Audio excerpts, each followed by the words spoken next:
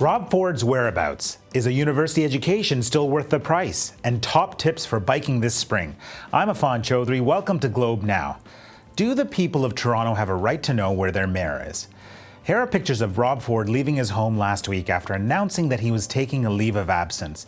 His brother says he's in rehab, but won't say exactly where. That has led some to question whether the mayor is truly receiving help. Rob Ford has broken his silence, speaking out in an interview with the Toronto Sun published today. He said rehab is amazing and that it reminds him of football camp, but he didn't give specifics. He also told the Toronto Sun that he plans to be back in time for the election and that he's doing some political work from rehab. That triggered a lot of reaction.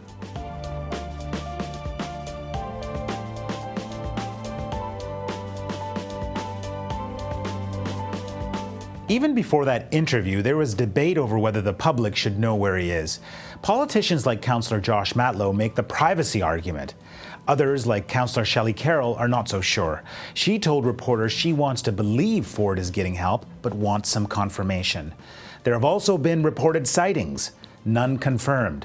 The bottom line is people are curious, but does curiosity trump privacy in this case? That debate, it seems, will continue.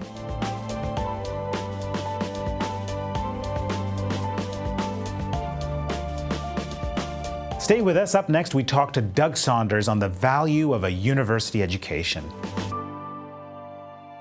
Is a university education still worth the price? It's a hotly debated question, and the Globe and Mail took that question to the experts. Well, the Globe's Doug Saunders moderated the online debate, and he joins me now to discuss. Welcome, Doug. Hi, Affan. So there's two sides to the debate. Let's talk about the side that says it's still worth the money. That's right. We have Alex Usher, education consultant, arguing that university now, even though tuition has gone up, is better value than before, that university students are paying not as much compared to their future incomes compared to previously, that the employment situation for graduates, the income you make a few years after graduation is so much better now than it was before, that university is a much better value for your money in terms of what it costs versus your ability to pay for it. And there is someone making the case against, that's Armine Yalnizyan. What's her case?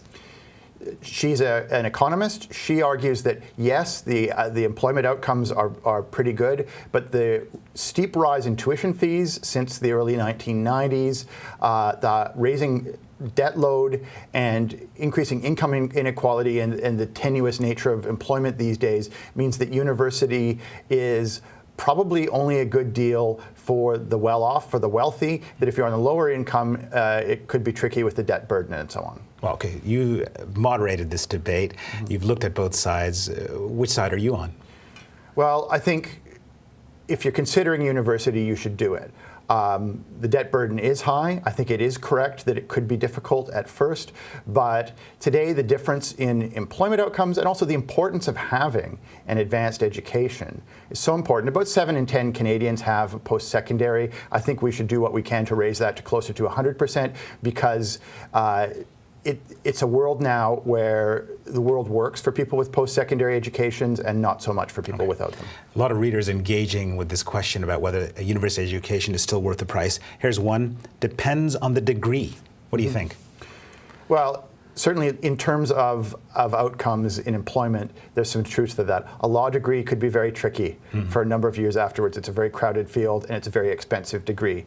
BA, interestingly enough, in Canada, a basic BA, doesn't matter what it's in, gets you a level of employment and income that's actually comparable to the sciences or engineering or anything like that. So to some extent it matters, to some extent it doesn't. To a large extent, having some post-secondary education is going to give you an advantage that not having it won't. Okay, one last comment. This is from Mike Hansen. The debate assumes that the sole purpose of post-secondary education is to secure employment. What about learning for learning's sake? Well, I mean, I think that's a big reason why anybody should have an advanced degree. I mean, we're an information-based society. We're a social animal. It helps to have that education. On the other hand, if you're facing a 6-figure debt load for a number of years afterwards, then you have to look at things other than just pure education. Terrific. Thank you so much, Doug. A real pleasure. Well, we want to hear from you. Head to the website, weigh in on the debate. You can also vote for the side you agree with, and you can leave a comment. Well, a good way to save money for a university education is saving on transit. And with the warm weather finally upon us, you may be thinking of pulling the bike out of the garage. But before you do, you'll want to consider these essential tips. A lot of people are now, they're not only taking the opportunity to ride their bicycles for fitness and exercise, but they're looking at it as a real serious form of commuting. There's places that you might be while you're riding around and you don't have a bicycle shop close to you and you end up with a flat, or you have a mild mechanical issue you need to take care of on the go. Very, very handy to have a little toolkit or a pack either in your knapsack, on the bicycle, in your panniers. In my saddlebag, you'll find 3 key elements. 1 is going to be an extra tube. 2, a CO2 plus a CO2 inflator. And this would be tire levers. This is for jimmying off your tires and jimmying on your tires once you've inserted a new tube. You have to have, by law, 1 belt, you need 1 front white light, and you need 1 rear red light, like so. You want the rear light to actually be strobing. It garnishes more attention to the driver, to you. Make sure when the helmet goes on, it sits right above the brow. At this point, you're going to want to take the ratchet in the back, adjust it so that you have a snug fit. The second thing you want to do is you're going to want to take the strap, like so, tighten it, and you're going to want to have between 2 to 3 fingers between chin and strap, and it's on nice and firm, and that's about it.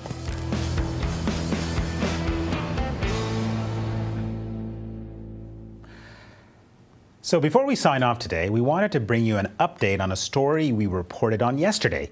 It's the story of the Habs' good luck charm, singer Jeanette Renaud. Well, last night she sang, and they won. Her streak continues.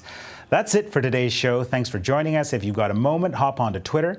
Do you think the public has a right to know where Rob Ford is? Also, what are your thoughts on the value of a university education? You can find us at Globe Now. I'm Affan Chowdhry. Thanks again for watching.